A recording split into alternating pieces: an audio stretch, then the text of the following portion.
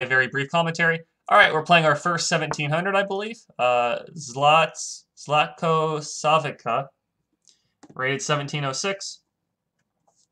So he goes e4. I'm gonna go. Let's go with the Caro-Kann. We'll go c6 here.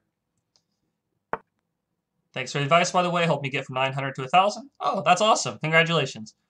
Do I want to get IM? I would love to get international master rating. It's a bit easier said than done. Definitely working my way there, though.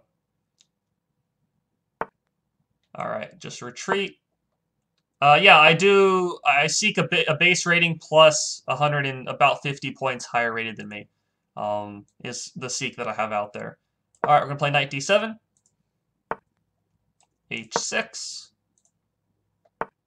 bishop h7, bishop d3. Okay, we're just exchanging and then playing knight f6. Pretty basic opening play so far. Both sides have played pretty much what they're supposed to at this point. Just opening theory.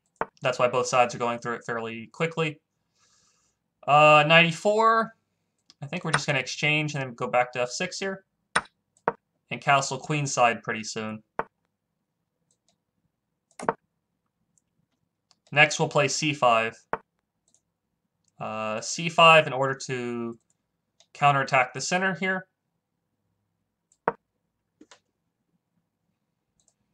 This is really just basic understanding of how the opening's supposed to be played at this point. Hey, extra Dutch. Now we play bishop takes pawn. So the advantages for white from this resulting position, he has a little bit of extra kingside space due to this h5 pawn. However, I do have a little bit of better central space because of my e6 pawn. And in general, this should favor black for the most part. Should favor black. I think I can just pick up a pawn here. I can trade on d1 and then pick up the h5 pawn once the rook takes back.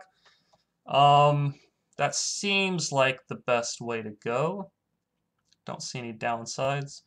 Take, 95 maybe?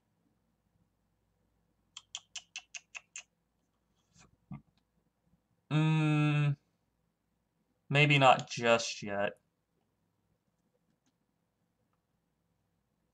Maybe not just yet. Let's go. We're going to go knight d5. I'll show why, but I think grabbing the h pawn is a little bit risky earlier on. Still 1572. Kappa. Yep. Still 1572. All right, we're going to take back. f2 is maybe a target. Knight f4 is possibly an idea. Even ideas of knight c3 at the right time could be possible. Maybe queen b6 and then knight c3. So black is a little bit better here. I wouldn't say he's like winning by any means, but I do feel like it's a bit easier to play black's position in this case. h5 is always going to be a little bit of a weakness, and the knight on d5 is on a pretty nicely centralized spot. Rook d4, okay.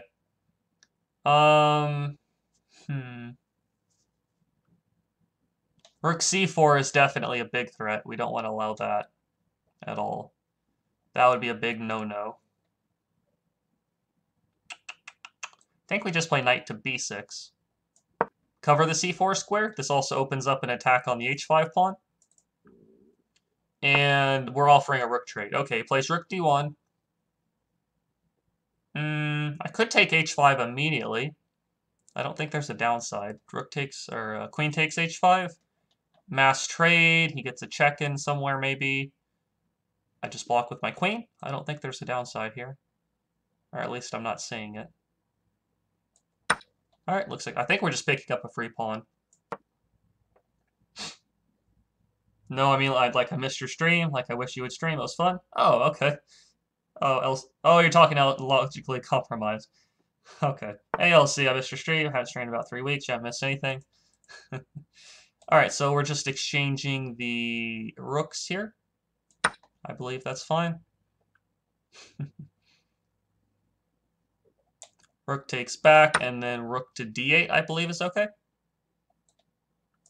Just exchanging more pieces.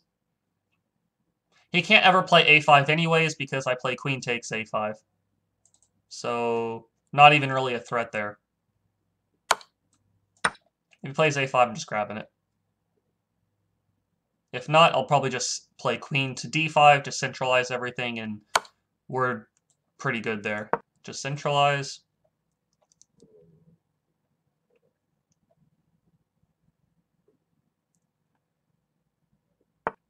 Queen to b4, okay, threatens like queen f8, which I don't really want to allow very easily.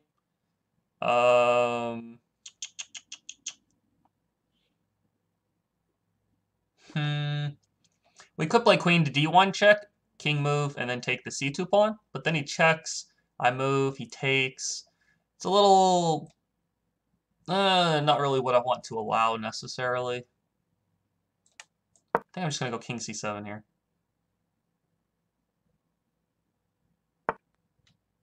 b3, okay.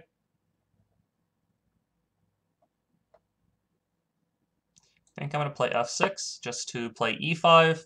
Keep the knight off of the e5 square as well. Go backwards a little bit. Hey, Aaron the Savior, thanks a lot for the follow. Hope you're enjoying it. Knight there, okay. We're just going to go a6, keep him off the b5 square. Play e5 next move, probably. Or something like that. Check. Retreat. He could check on e5. I'm sorry, on g3, but I'll play e5, I believe. Should be okay. Let's go g6, play e5 next move.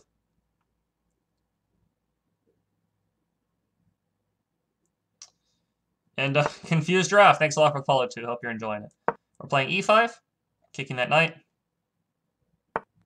And probably now just h5. Guard the pawn. Queen takes a5 now as a threat. He's got to watch out for that.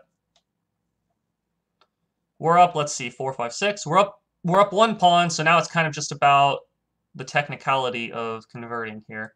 Queen c4, threatening the b4 pawn. He's got to play c3 probably.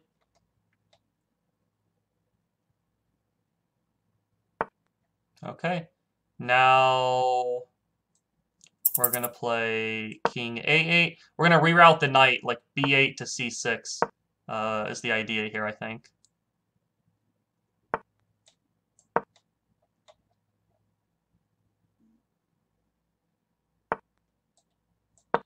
Doing a little bit more rerouting.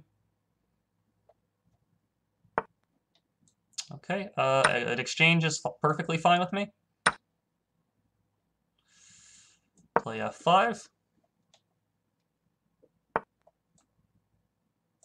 Defend that pawn. Now we're just going to work on advancing the kingside pawns for the most part.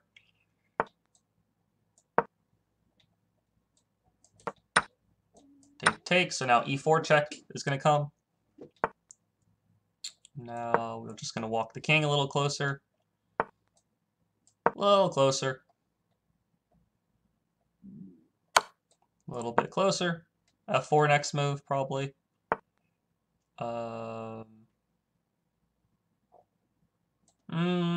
Let's reroute the knight a little bit first.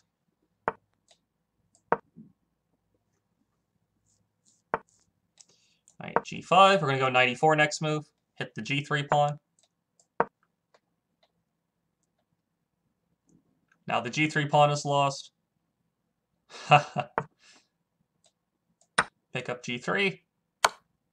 Check. I go to c6. Play check there. I move the king in closer.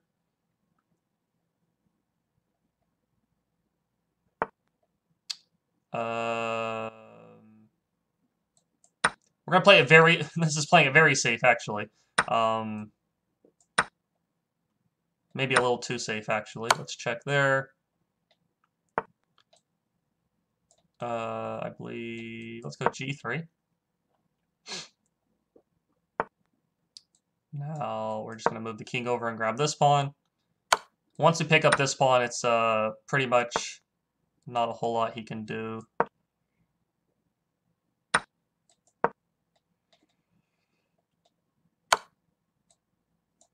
King b3.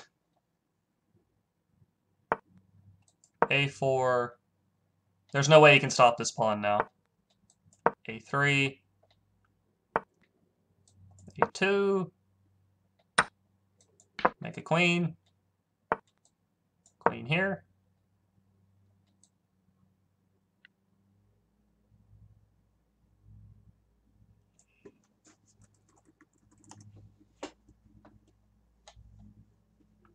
Hey, Fibunk, can I play you? Depends on your rating at the moment for this challenge. If your rating is around 1700, I can definitely play you. If you're higher than that, I'll get to you eventually. If you're lower than that, I'm trying to play people around this rating for the purposes of the challenge here. Why not take the knight a few moves back? If I take an, I'll show that as well. I'll even mention it real quickly. If I take the knight here, then well, I'll show you. I'll show you in the analysis here. Okay, so e4, c6. The opening actually is pretty well understood theory here. There's not a ton to say about this opening, so kind of the specific moves at least, so I'll give you the general understanding. The idea of this opening is that white has a little bit more space on the center and the king side at the moment. However, black typically will play c5 to counterattack the center, and then once this pawn disappears, then black will have more space in the center with his e-pawn. So here I'm just trying to develop, get castled, play c5. Once these pawns are traded, then I have a little bit more of extra space in the center. A couple more trades. The reason I didn't take here immediately, and then take here, he could have taken knight f4, I believe. Or I'm sorry, knight e5, I believe. Attacking f7 and my knight. I play here. He goes here, attacking both of these. And he's going to pick up one of them. And then my position's a little weaker. So that's why I didn't go for that. Plus, you never want to grab this pawn too early because there's usually ideas white can have involving getting a pawn back. You're 1960? Okay, I'll eventually get to that rating probably by the start of next week, I assume. That's the idea, at least. Then I'll play you at that point, Fibunk, all right? Rook d4, big threat of rook c4 pinning my queen. So I played knight b6 to control that square. I end up just grabbing the pawn. No reason not to. We trade a bunch of stuff. And now it's just kind of about pushing pawns, preventing my opponent's knight from getting too active, poking around at his pawns. I played king a8 in order to reroute the knight in the game. The knight here is really not doing a ton. I'd rather get it, here. That would be a better square. But I don't really want to advance this pawn just yet. So we do a little bit of maneuvering here. Trading queens is actually very good for black here. Whenever you're down material, you never really want to trade pieces off very much. Especially in a knight endgame. Because knight endgames are... If you're up material in a knight endgame, there's almost no way for the guy down material to draw the game or to win the game. So down material or up material in a knight endgame in my case is very good for me. And as we see, it doesn't take too much work. Reroute this knight a little bit, pick up the g3 pawn. There. The reason I don't take this knight immediately, aside from the fact, well, I was low on time, so my calculation could have been slightly off. He could he can play c6, threatening c7, c8. If I take, now he takes here, and I don't have a good way to stop the pawn from promoting. So that's why I don't grab the knight. I'd rather just grab this c5 pawn. Now there's no more funny business going on, pretty much. He does pick up these two pawns. However, he's not going to be able to catch the a pawn. I suppose he could have played here, and if I push, I mean, I guess he could take, but I'm still, this pawn is still guarded, so I'm still gonna just win the end game here.